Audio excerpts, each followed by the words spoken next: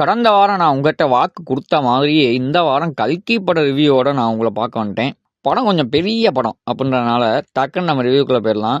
நான் உங்கள் அக்ஷய், இது நமது டேக் ஓகே. கண்டுக்காதீங்க, நான் தான் லைட்டாக மெமிக்ரி ப்ராக்டிஸ் பண்ணி பார்த்தேன். படம் ஆரம்பிக்கிறது குருஷேத்திர போர்லேருந்து ஆரம்பிக்குது. அதாவது மகாபாரதத்தில் வரக்கூடிய ஒரு பெரிய போர். அந்த போரில் ஆரம்பித்து 2898 ஏடி, அதாவது உலகமே அழிய போகிற ஒரு சூழ்நிலையில் இருக்கக்கூடிய ஒரு டைம். அந்த டைம் வரைக்கும் ட்ராவல் பண்ணுறாங்க. ஆக்சுவலாக இந்த டைம் பீரியடை அவங்க ஒரு 10 செகண்ட்ஸ் 20 செகண்ட்ஸ் ஓப்பனிங் கார்ட்லேயே கன்வே பண்ணிடுறாங்க. அந்த காலத்துலேருந்து இந்த காலம் வரைக்கும் என்ன நடந்திருக்கு அப்படின்றத அதை சூப்பராக ஷார்ட்டாக பண்ண தெரிஞ்ச இவங்களுக்கு பிரபாஸோட தேவையில்லாத கேரக்டர் பில்டப்பு, இது திஷா பட்டானியோட தேவையில்லாத ரோலு, இதெல்லாம் ஏன் கட் பண்ண தெரியலன்ற ஒரு கேள்வி நமக்கு வருது. பட் அதை நம்ம மன்னிச்சு விட்ருவோம்.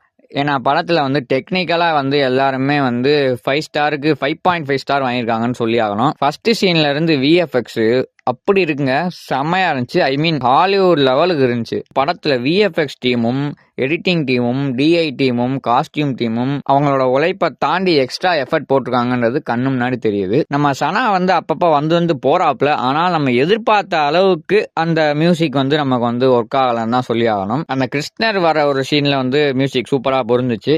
ஆனா மற்றபடி படத்துல பெருசா மியூசிக் வச்சு சீனை தூக்குன மாதிரி எனக்கு எந்த சீனும் ஞாபகம் வர மாட்டேங்குது. படத்துல காமெடி சத்தியமா ஒட்டவே இல்லை.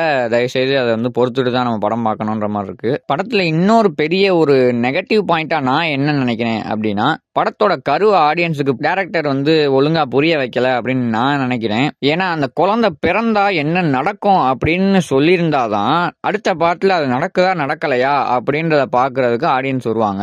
இப்ப இது யாரு, அவன் யாரு, இவன் யாருன்ற பெரிய கன்ஃபியூஷனே படத்தை என்னடா இது அப்படின்ற மாதிரி ஒரு இரிட்டேஷன் மோடுக்கு கொண்டு வந்துருது. படத்தோட பெரிய ஸ்டார் கேஸ்டே இருக்காங்க. எல்லாரும் அவங்கவுங்க ரோலா நீட்டா பண்ணியிருக்காங்கன்னு சொல்லலாம். பிரபாஸ் இந்த படத்துல நல்லாவே நடிச்சிருந்தாருங்க, நான் அது சொல்லியே ஆகணும். அமிதாப் பச்சன் நடிப்பை பத்தி நம்ம பேசுற அளவுக்கு நம்ம பெரிய ஆள் இல்ல. தீபிகா படுகோன் வர்றாங்க, நல்லா இருக்காங்க பார்க்க. படத்துல பெருசா அவங்களுக்கு ஸ்கோரிங் சீன்ஸ் எதுவும் இப்போதைக்கு வைக்கல. இதை தவிர பல கேமியோக்கள் படத்துக்குள்ள வந்து போறாங்க. திஷா பட்டானியே கேமியோன்னு தான் நினைக்கிறேன் நானு. ஆண்டவரை விட்டுட்டேன்னு கோச்சுக்கிறாதீங்க, அடுத்து வரேங்க.